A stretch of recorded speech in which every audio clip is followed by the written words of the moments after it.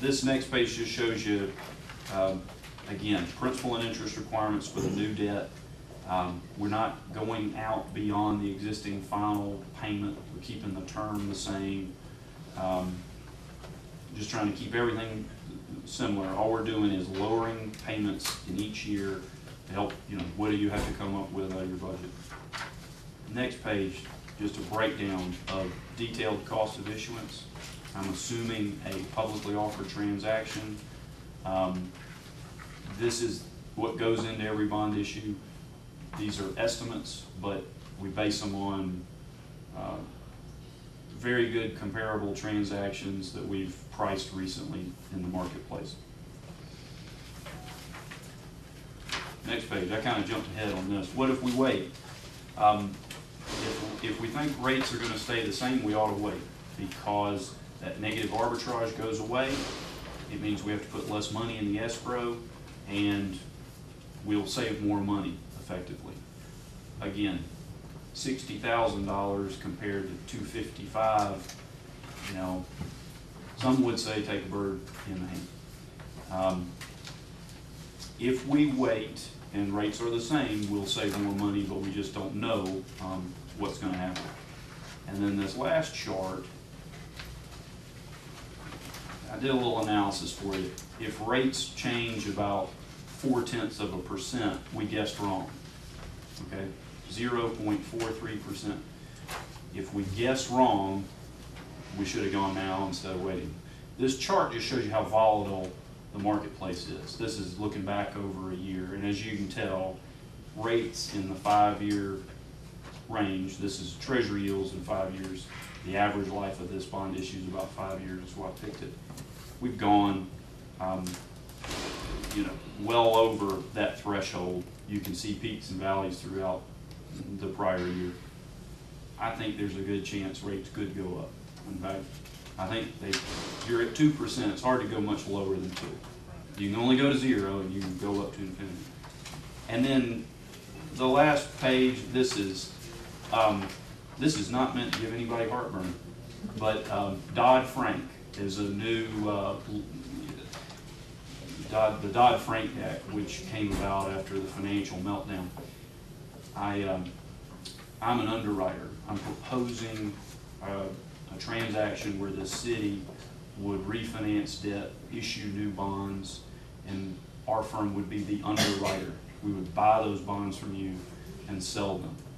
So Dodd-Frank says I need to outline that if I'm buying and selling something, then it's in my best interest for y'all to borrow a lot more money because you pay an underwriter based on a percentage. I'm giving advice, but I've stepped out of being the financial advisor role into proposing to be your underwriter. Again, not meant to scare anybody, but these are the new rules and regulations facing my industry. If you have a top-notch attorney, he'll call me on it if I don't. Well, the underwriting fees did go up from the first. So as a bond issue got a little bigger. The percentage stayed the same. If we were to move on this today, Yes, sir. what would we're still looking at another month or two Month and a half, I would down guess. the road, which is going to reduce the arbitrage. That's a very good point. Yes, sir. if it stays the same or less. Right, but if we wait, That's the if we wait another month, we've still got another month and a half. Yes. What if we added, can we get some Oh, yes. numbers with different fees, not fees, refinance and different? Structures? Yes. Sure. Yes, ma'am. That's Adding very. my mind's blank. Well, you Let's talked do it. about the money at Wisteria. We talked about maybe the money from the lake at Summit Chase, and possibly even looking at the intersection that Ronald Reagan and Tree Lane, if we wanted to get the money. I mean, just to figure out what it would be, what it would cost to do those things. Right. Right. We could add some stuff other than City Hall It was just to see what it into would the do. transaction. We've got some notes and things Why we- potentially. So we have to do with that. New money. Code, we told him to make sure we look at, did some of that. And then I just suggested the Tree Lane thing because it's the King Splosh failed and it didn't pass. The rest of that, you know, it's All worthy projects. So we maybe run those figures. Absolutely. Yes, ma'am. And, the cost, the page with all the cost estimates, those were calculated in into the savings amount, that was after cost. Yes, ma'am, absolutely.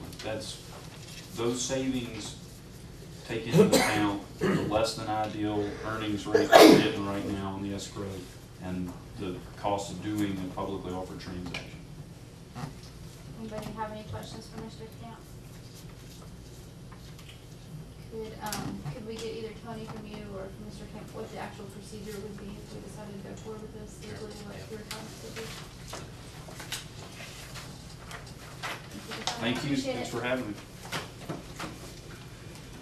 Thank you, Bill. Thank you. That brings us then to the GWMA bylaw amendments. Emailed this out to all of you at our last mayor's meeting. We came up with those and we plan on voting on those tomorrow. Does anybody have any questions about those bylaws? Any problems? Okay. Mobile stage use policy. I believe Mr. Powell worked on that. Yeah, and last time.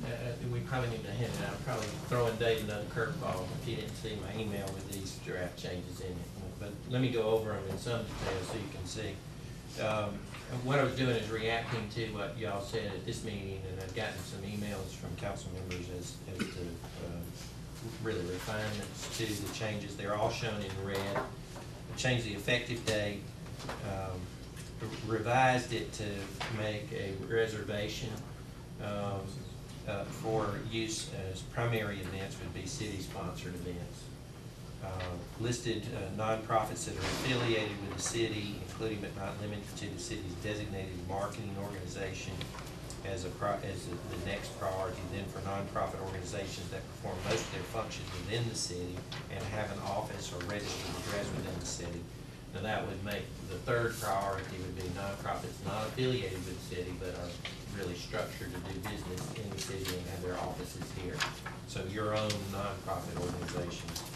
And on a limited basis, nonprofit organizations that are on an approved list of entities established by the mayor and council provided written contracts with the city controlling the terms of the use are negotiated, including payment of such fees as are reasonable based on the proposed use of the mobile stage by the non-resident nonprofit. So to be for somebody who is a nonprofit that wants to use this that's not inside the city, they have to first apply to be on an approved list so that it's not just anybody outside the city who could apply. And then they have to negotiate a contractual arrangement with the city, specifically outlining the terms of fee payment. So it gives the emphasis to internal use of our city residents using that, and controls just the broader list of nonprofits can get a little scary as to who might show up wanting to use it, and you want to make sure it's maintained properly. There are probably certain things that you would not want to put on the list as a nonprofit use because of risk to the vehicle. So, went back and added in the director of public works shall have the authority to leave the mobile stage in a set-up location if she determines it is appropriate based on the circumstances. And that just was to accommodate those circumstances where you want to leave it on the green. And it would really be the public works chair that makes that call as to whether you move it back over to public works or not. Then I put in some of the fee structure that I knew about. This is not intended to be a complete list of charges, but I did get $5 per mile as one charge and $30 per hour for 2 designated public works employees as a beginning basis for required charges that would be negotiated within the contract for use. And then I went back through paragraph 4 on page 2 really goes back through and makes mandatory that priority that I gave you just before about who can use it and who has priority to use it, and it's primarily citizens of Snellville. I did define, and this was one of the specific requests from the last meeting, defining what the nonprofit organization, what that means, and it is one that's organized with the Secretary and approved by the Secretary of State of the state of Georgia, and has a certificate from the Internal Revenue Service approving the entity as a qualified special tax status under Section 501. Now, there's a bunch of C's You know, so there's a whole bunch of 501 qualified entities, so it's not just C3. There's a whole bunch of them that might qualify, but they have to have tax status as nonprofit and be registered with the state. Any questions for Tony? Do we have any potential liability issues if somebody wants to rent the stage and we don't feel it's appropriate, and they say, well, you rented it to him, how come you're not renting it to me? Is that Well, strictly something we can decide without any consequences? We're trying to deal with that one, to be honest with you, and there is a limited list of nonprofits within the city. This would be your citizens who are applying to use it. To eliminate one of those would be very difficult under this policy. So your local folks who are nonprofit organizations would probably have pretty good ability, as long as, you know, they met the charge requirement, which again would give you some control over who could afford to use it and who could not. But you'd have to be the same, you know, with everybody taking into account risk factors that go with that. Outside of the city, that's probably your risk area. Outside of the city, they don't have nearly as much say-so, and you would limit your list. You know, they'd have to be on your approved list in order to have access to it. And I think because of the way it's funded, that will give you the protection you need for anybody who, and they have to be not just operating within the city, but have their headquarters in the city to get to that special status. Tony, with all that legal language here, if the showmobile was hijacked when it's out of our control, how do we deal with that situation? We don't really let it get out of our control under the policy. You know, it's moved around by our people, so we know where it is.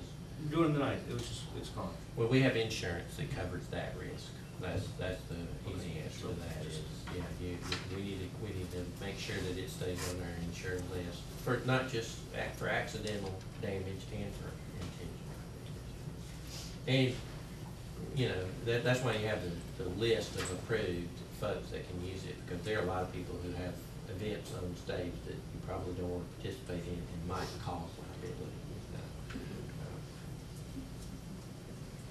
Any other questions for Tony?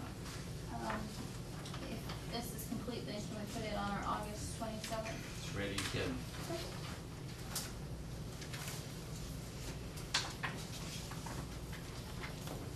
Moosehead Marketing Solutions invoice. This one is one that I'm asking for a majority of this issue to be on the executive session.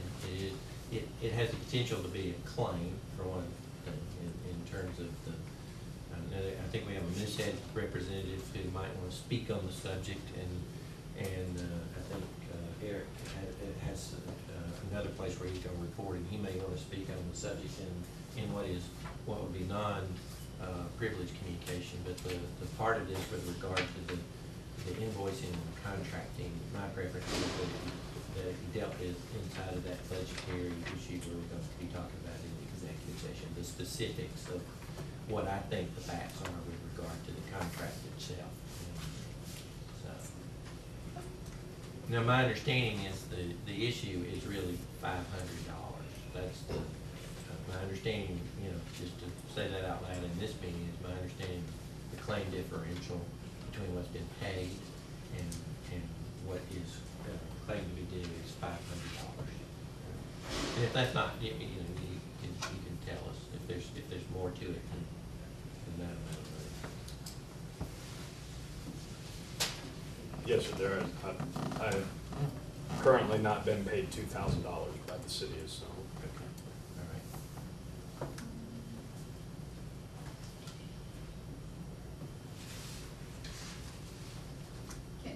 Those checks were supposed to be issued, so can you check on that?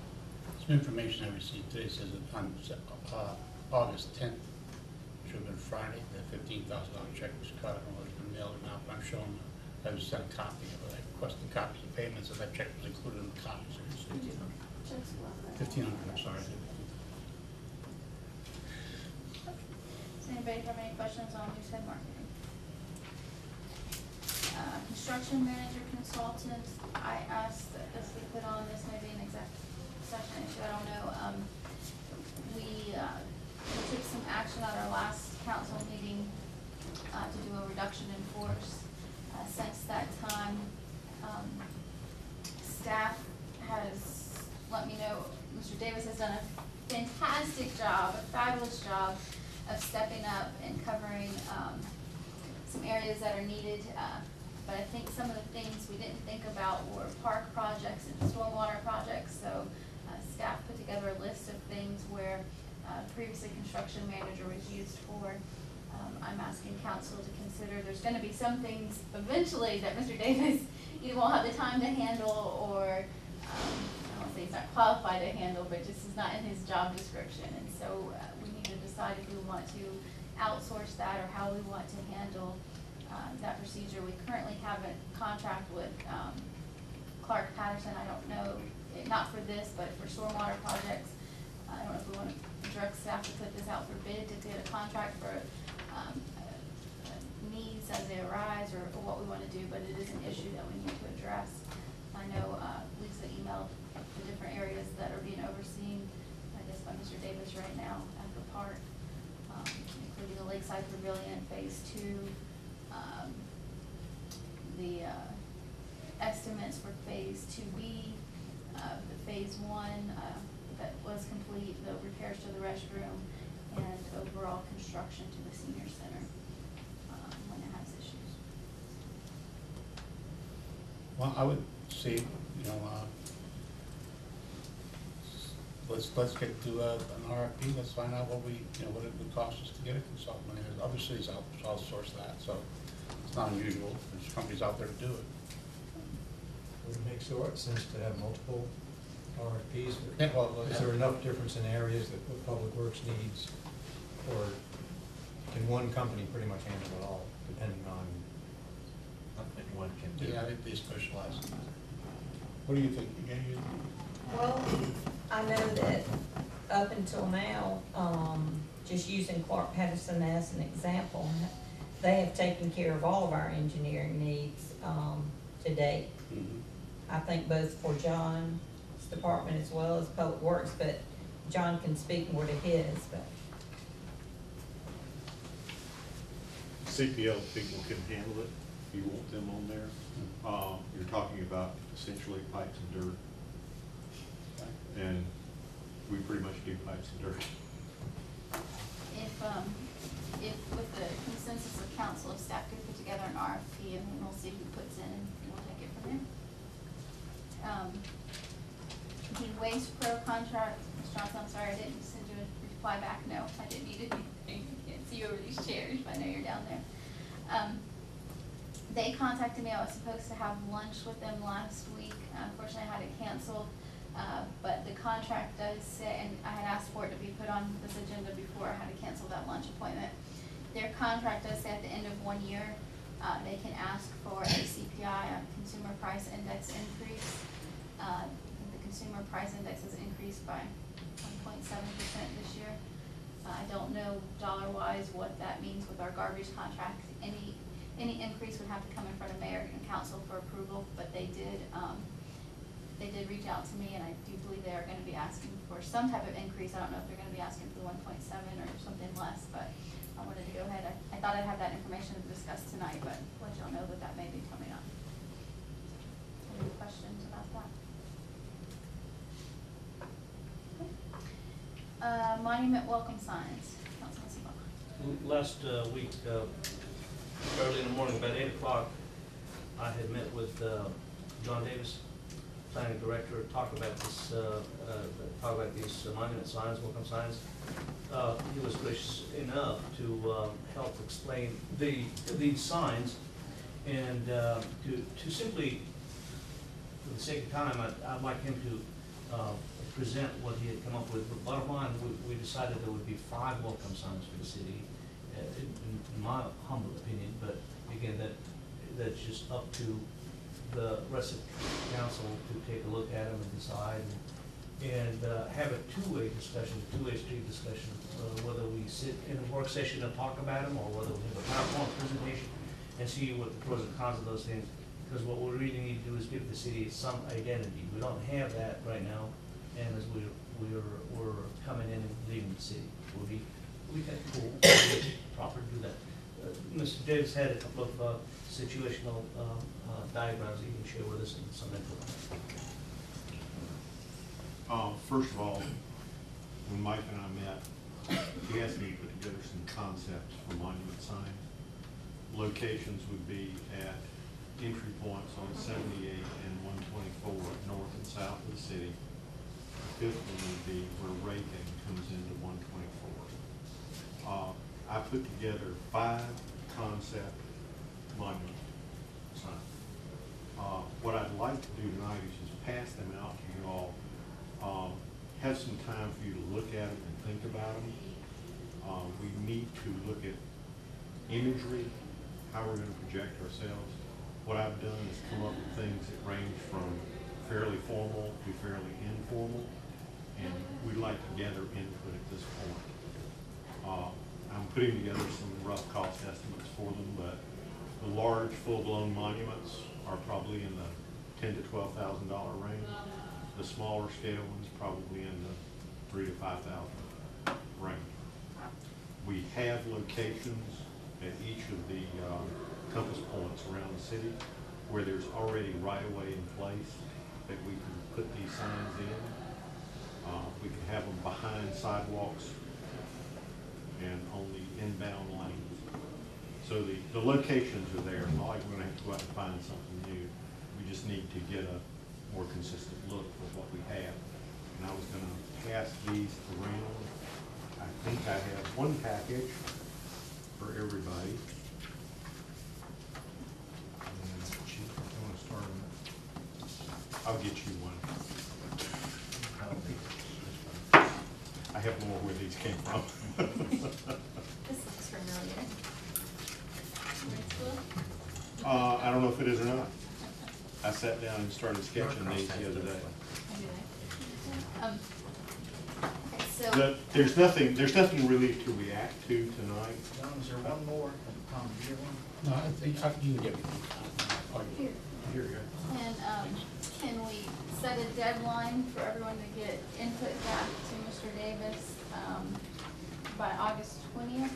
So that we can put this on our August 27th agenda for discussion? That would be fine. But I'm looking for thoughts, and if you've got some things, you look around and you see something that strikes you as being a better representation, fine. I mean, this is like the first stage of the design process. Thank you. Economic development update. I've asked that this be put on our agenda, just like we get LCI updates. I'd like to start getting some economic development updates. So, Chief, let me turn it over to Eric. Eric. Yeah, thank you, Mayor and Council, for the opportunity to share some of this information with you. I put some sheets on the table before you started, just as a brief, so you would have some of it. We need to go into all of it in some detail. The areas that the Economic Development Department or Office is working in is our entrepreneur. We are following through on the strategic action agenda and working down through that first year line items. In the Snellville entrepreneur branding effort, growing that just as information. We are now having entrepreneur classes at two city high schools, Brookwood and South Gwinnett High School. So we have approximately 90 to 100 students engaged in entrepreneurship and trying to figure out how to start their own businesses this year. We've also been working with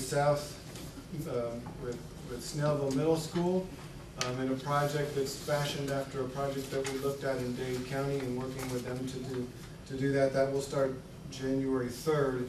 And that project right now is looking to engage almost every student in that school in entrepreneurship. That's almost 900 students in 3 grade levels. And then in all of that, we were also contacted by Cruz Middle School, finding out what we had done. They also wanted to be part of it, so we're providing a small support to them. Right now, it's a 9-week business course that rolls over every 9 weeks, and so we're going to be helping them find a business that will be in the classroom for about 2 to 4 weeks, and each of those 9 weeks working with the business students. There's also coming up, for your information, the redevelopment forum on August 24th, or the tour on August 24th, and then the forum on August 11th. I'd encourage you to attend that. We continue to work with Partnership Gwinnett and the redevelopment folks and the committees there, Entrepreneurship Council, the Health Council, the Redevelopment Council. And then we continue to work on our existing business surveys, and in honor of kind of recognizing the shortness that we have, We do continue to work in each of the areas there identified underneath the strategic action agenda, and look forward to continuing to make progress on those. And finally, just to mention a thing about the entrepreneur classes, the October 17th will be their first field trip. We'll be going to something called the Featherbone Community in Gainesville, where they do a Masters of Innovation and Entrepreneurship award to an individual. And then the students will also get to interact with businesses there in their incubator and see something called INC, which is a children's business museum. There will be a variety of things that kids will do that day. Continue to work with the Shop on Scenic group and continue to work with the Snellville Entrepreneur Council. Any specific questions? I can go into more detail, but recognizing the shortness of time, a lot of it's there. Brief down for the sake of time, I think we only got 1 minute left right here. My interest, and you know what that was, and I think if you can just give me a little bit of a expanded bullet on the implementation checklist under the higher ed. What are your plans on this one? There have not been plans drafted yet on that one because that was part of the total list, and we've been waiting to pull together the Strategic Action Agenda Committee. But what I think that is seen as is a group of folks from Gwinnett Tech, Georgia Gwinnett College, and the city, and maybe even a little bit beyond that, to look at what higher education opportunities might be brought to the city. Please keep me posted on this. This is not that deep. Thank you. Be glad to. Eric, you're giving the presentation tomorrow night at the GWMA meeting? Yes, Mayor, I meant to mention that. Thank you. And what's the topic of that going to be? Topic of that is replicable economic development ideas that are being done around Gwinnett now. We've got information from almost all of the GWMA cities on things they're doing. We're going to share that. But the focus of that, at least my piece of that, Nick Messina, will also be sharing some. The focus of that piece is going to be to share our Entrepreneur Alliance and the Prosperity Award that we recently got from ARC and what we're doing there, because that's an easily replicable program that a lot of the other cities could undertake. And actually we've been contacted by Lawrenceville to talk with them about how we're doing that already. So. And then Nick will share a short piece on the impacts of where we're approaching this from a position of the community assets. The community needs to be a great place, and the community develops assets in that process. And it's those assets that help Partnership Gwinnett locate and recruit businesses and things to the city. So Nick's going to address it from that perspective of how the assets that each city is developing affect the recruitment process and bring businesses to that city. Have we had any direct contact with any outside businesses to come? Have you had any personal contact with anyone to come to any of the vacant properties located in Snellville? Not specifically, no.